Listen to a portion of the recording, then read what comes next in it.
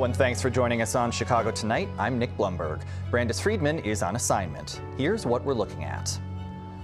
One-on-one with a former ICE spokesperson on the agency and immigration enforcement changes under the Trump administration. This is everybody's fight. And Southside residents renew gentrification concerns as the Obama Presidential Center opens this week. First off tonight, Governor J.B. Pritzker signs the budget just passed in Springfield into law. Touting it as the 8th consecutive balanced budget under his watch, Pritzker and other state officials say the spending plan prioritizes working families, including making up for lost SNAP benefits, new funding for affordable housing efforts, and investments in K-12 schools. Pritzker also responded to comments last week from Illinois Attorney General Kwame Raoul, arguing his office was underfunded by $10 million in the budget. The governor applauded Raoul's efforts on behalf of Illinoisans, including frequent suits against the Trump administration, but says there's revenue coming into the AG's office from other sources. In addition to the budget for the Attorney General's office, the Attorney General's office also benefits from settlements that occur. And so that actually increases the amount of money that they get from sources that have nothing to do with the state budget itself. And so the adjustment that was made to the budget that comes out of Springfield was really a response to the idea that there's money coming in from other sources. Former Alderman George Cardenas is running for mayor of Chicago. Cardenas now serves as a commissioner on the Cook County Board of Review. He says he and some of his advisors have been doing an independent audit of the city's books and argues that heavy spending, failure to collect debt, poor fiscal controls, and other missteps mean Chicagoans are bearing the brunt of mismanagement. Some say it's always been this way. I disagree. My work tells me it is a management problem. It is a governance problem, a competence problem. Because when city government is disorganized, families pay the price. Cardenas joins an already crowded field, including Illinois Comptroller Susana Mendoza and businessman Joe Holberg, as well as expected bids from Congressman Mike Quigley and Cook County Treasurer Maria Pappas. Chicagoans gather to mark this week's Juneteenth holiday and celebrate gains in the city's life expectancy. Mayor Brandon Johnson and a group of community leaders were on hand for a Juneteenth flag-raising ceremony in Daly Plaza, where the mayor touted that Chicagoans now live an average of 79.5 years, the city's highest ever, with black Chicagoans seeing an improvement of a year and a half and the gap between black and white Chicagoans shrinking. But Johnson says that despite improved conditions for black Americans, progress requires continued work. As our country prepares to celebrate 250 years of history, we must be honest in this moment. White supremacy still wants to grip our necks with its ugly hands. But as long as we remain together, we can continue to break free and experience liberation as our ancestors dreamed of. Up next, one-on-one with a former spokesperson for ICE. That's right after this. Chicago Tonight is made possible in part by the Alexandra and John Nichols family, the Polk Brothers Foundation, and the support of these donors.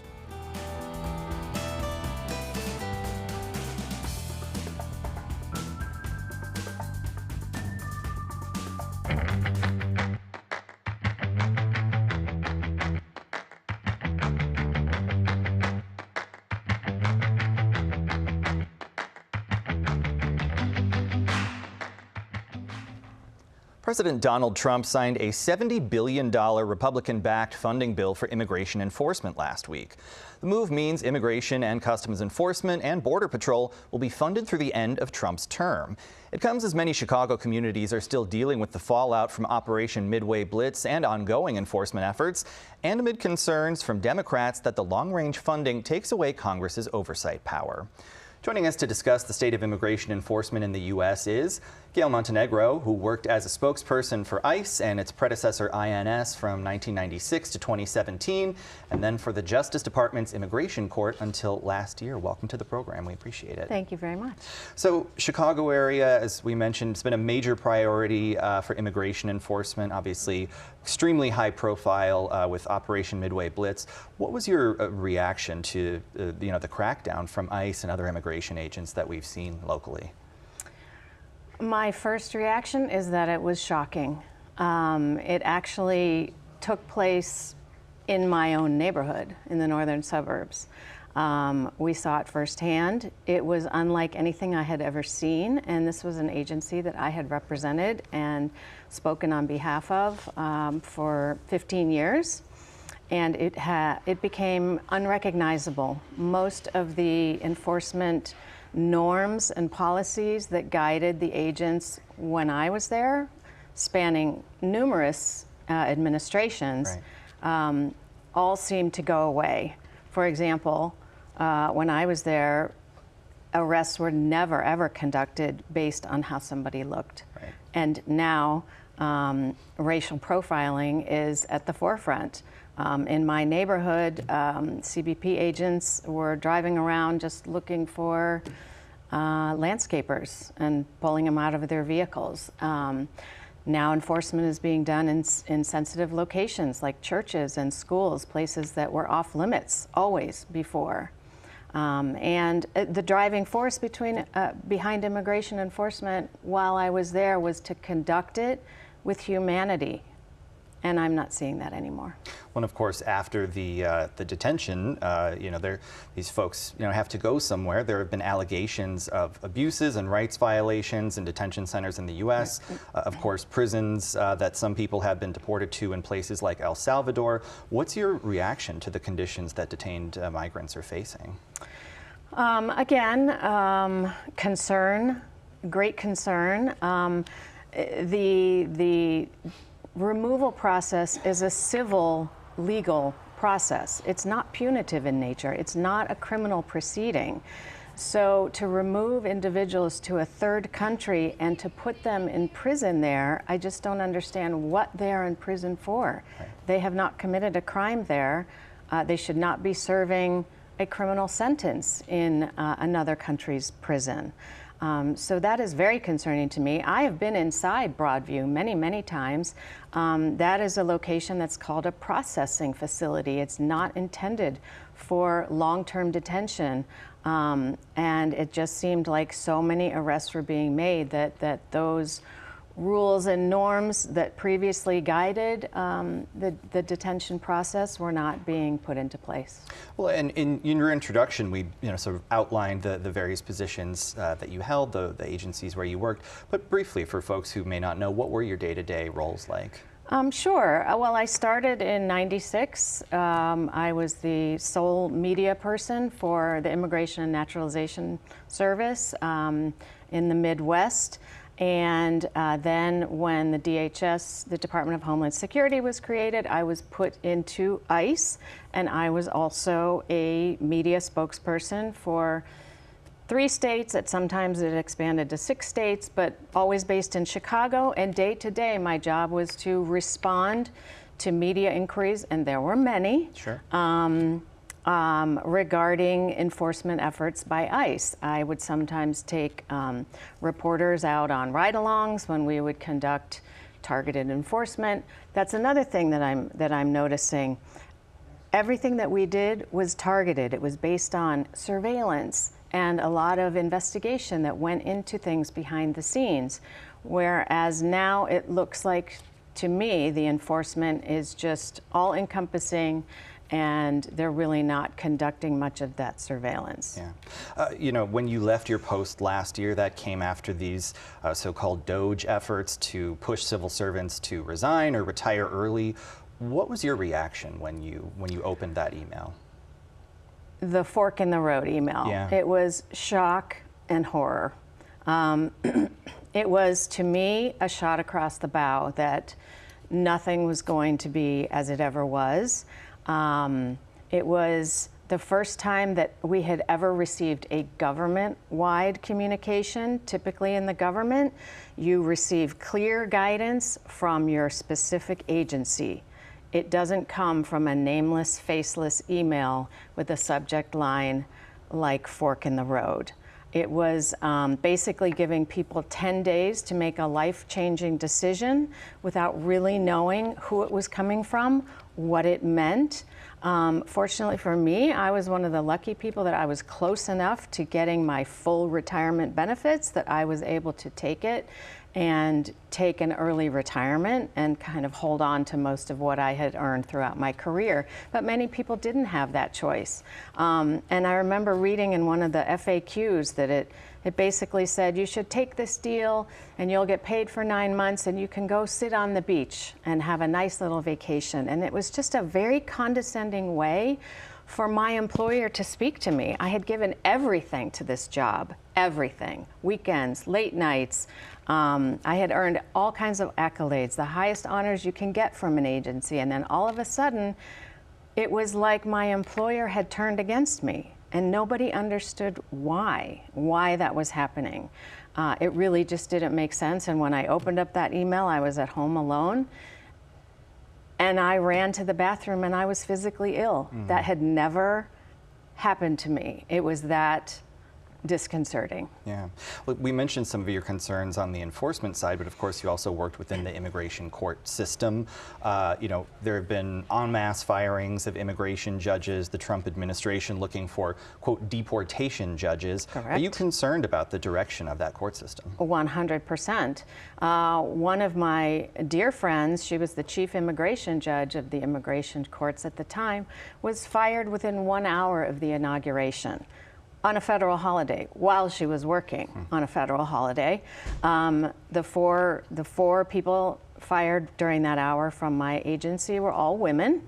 And then many of my friends are part of the hundreds of immigration judges who have been fired since then without cause, which has never happened before. And now they are hiring new deportation judges to fill those positions. Now, the term deportation judge is troubling in that it sends the message that removal instead of due process is the intended result of this proceeding. And that is an erosion of justice. Yeah, feeling as though there's a conclusion already reached before any case is heard. Absolutely. There's a PBS NewsHour, PBS News NPR poll earlier this year that found 60% of respondents disapprove of ICE's actions. Of course, we've seen the refrain "abolish ICE" become common among many of its opponents. Do you think there is a way to repair ICE's reputation, its relationship with the public? That's a hard question. I feel like so much damage has been done, and this is an agency that really had to fight for its place. It had to sort of reinvent itself and create a new identity when DHS was created. It combined the customs authorities with the immigration enforcement authorities under the INS and merged those into ICE. And as with any merger, there's going to be some bumps along the way. And ICE really worked hard and had become a professional law enforcement agency that deserved respect. And I was proud to go out there and represent them. I mean, you're always going to have your critics when it comes to immigration enforcement. You know, half the people think you're not doing enough and half think that you're doing too much. But that came with the territory. But I'm really saddened to see what has become of ICE's reputation. And it's going to be very difficult to repair it. I hope it's possible. All right, well, Gail Montenegro, very interesting inside perspective. We really appreciate you. Thank you for having me. Thank you. Up next, efforts to prevent displacement near the Obama Presidential Center.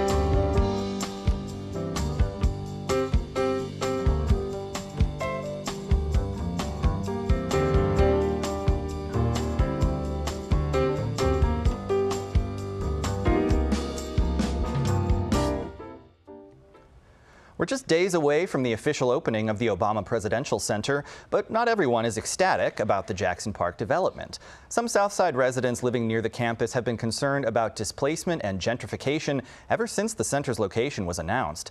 Even with ordinances in place meant to prevent current residents from being forced out, advocates argue the protections don't go far enough.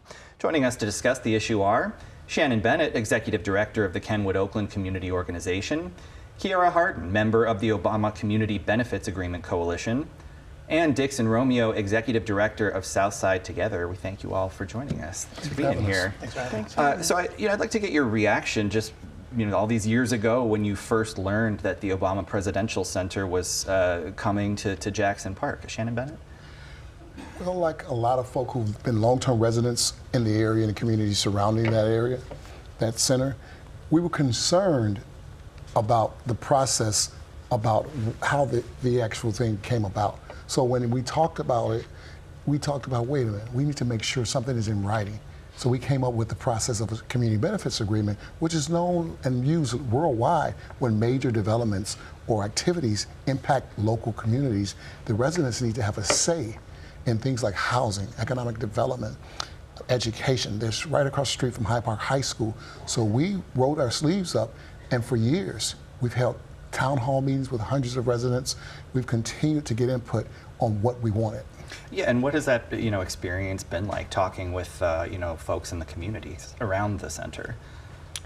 It's been very enlightening. A lot of people are experiencing, the higher cost of like property taxes, which means rent is going to be also increasing, and just like, the challenges that come through new development, especially large-scale development. Yeah, how about that, Dixon Romeo? The reaction you heard from folks and your own reaction, indeed. Yeah, like overall, folks are not against the center, but how do we make sure that the city of Chicago, the state of Illinois, Cook County are doing things to make sure that this center doesn't turn into like Disneyland, right? It doesn't replicate what the Clinton Presidential Library did in New York, where it gentrified a black neighborhood, right?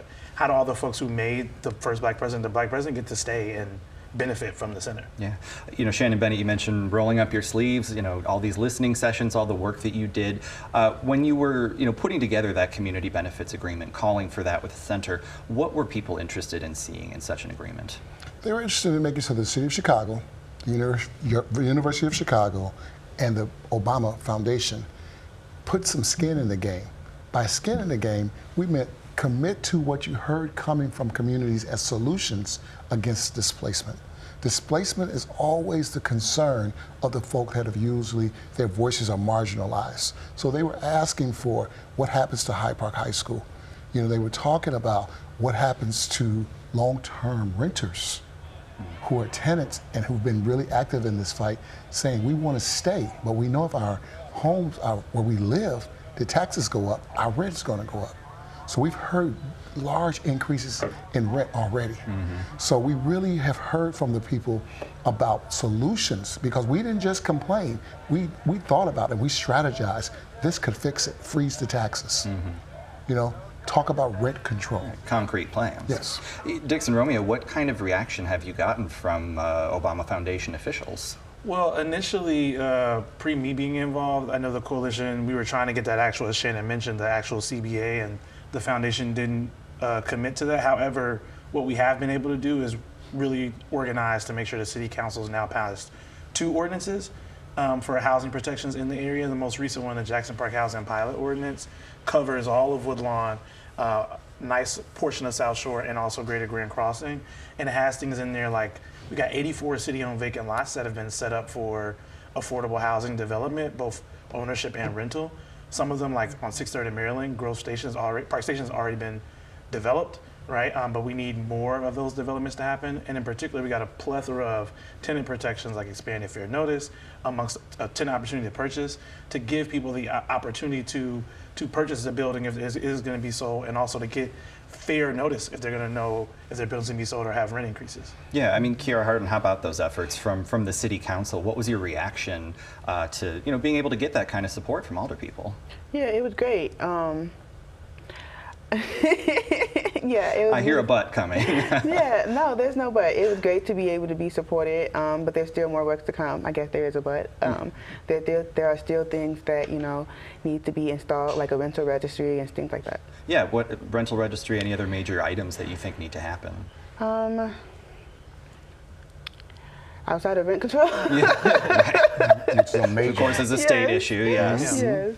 And do you feel like there is, you know, with the local representatives, the folks on the council, that there is an understanding of why these issues are important? Yes, I think that housing across the board is the thing that Chicago is focusing on right now. The affordability is increasing across the city, and I think that all of the orders are experiencing some level of support needing to happen. Absolutely. So data from the DePaul Institute for Housing Studies, it shows investors have been buying up larger shares of property in South Shore than in surrounding communities. A report from 2023 says of 141 single-family homes, close to 40% were sold to these business buyers.